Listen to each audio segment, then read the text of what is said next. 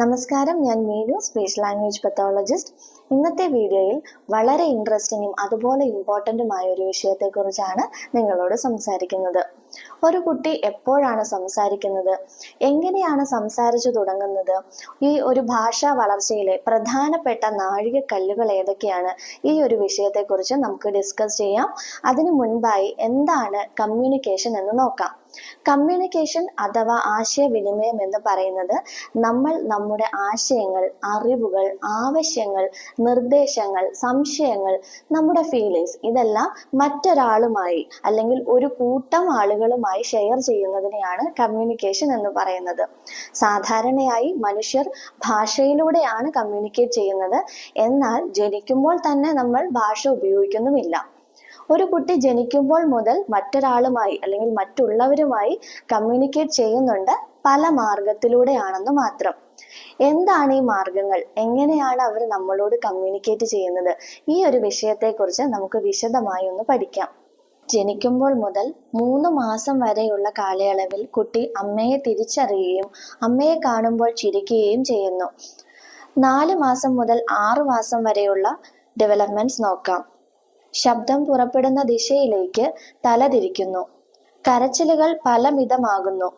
എന്ന് വെച്ചാൽ വിശക്കുമ്പോൾ കരയുന്നതും വേദനിക്കുമ്പോൾ കരയുന്നതും തമ്മിൽ ഒരു വ്യത്യസ്തത നമുക്ക് തിരിച്ചറിയാൻ സാധിക്കുന്നു.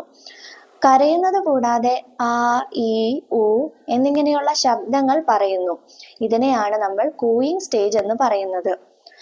6 മാസം ആകുമ്പോഴേക്കും പപ്പ, ബബ്ബ, മമ്മ എന്നിങ്ങനെയുള്ള ശബ്ദങ്ങൾ പറയാൻ തുടങ്ങുന്നു. ഇതിനെ ബാബ്ലിംഗ് സ്റ്റേജ് എന്നും പറയുന്നു. 7 മാസം മുതൽ 1 വയസ്സ് വരെയുള്ള ഡെവലപ്മെന്റ്സ് നോക്കാം. നമ്മൾ സംസാരിക്കുമ്പോൾ കുഞ്ഞ് നമ്മുടെ മുഖത്തേക്ക് നോക്കി ശ്രദ്ധിച്ചിരിക്കുവാൻ തുടങ്ങുന്നു. പേര് വിളിക്കുമ്പോൾ പ്രതികരിക്കുകയും നമ്മുടെ അടുത്തേക്ക് ഓടി വരികയും ചെയ്യുന്നു.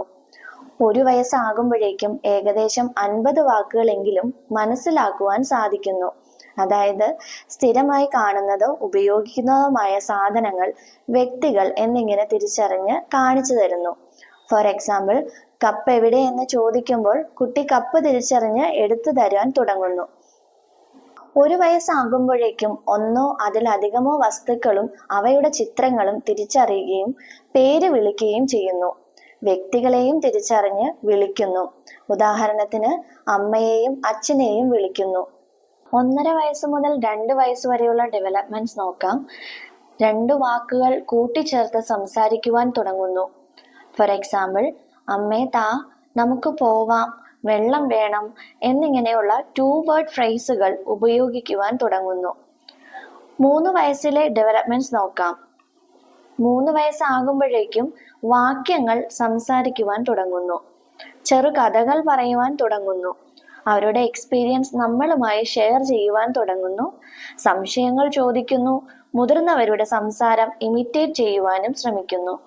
കുട്ടികളിൽ ശരിയായ രീതിയിൽ സംസാര ഭാഷ ഡെവലപ്പ് ആകുവാൻ മാതാപിതാക്കളും മറ്റു കുടുംബാംഗങ്ങളും ഒരുപോലെ പരിശ്രമിക്കേണ്ടതാണ്. കുട്ടികളുമായി ധാരാളം സംസാരിക്കുക. കൂടുതൽ വസ്തുക്കളും മൃഗങ്ങളും പക്ഷികളും മറ്റും പരിചയപ്പെടുത്തുക. കുട്ടികളുടെ പ്രായത്തിലേക്ക് ഇറങ്ങി അവരുമായി കളിക്കുക. Role play ശീലമാക്കാം. ചെറുകഥകൾ പറഞ്ഞു കൊടുക്കാം. ഏറ്റവും പ്രധാനമായി 3 വയസ്സ് വരെയുള്ള സമയം നിർബന്ധമായും സ്ക്രീൻ ടൈം ഒഴിവാക്കുക.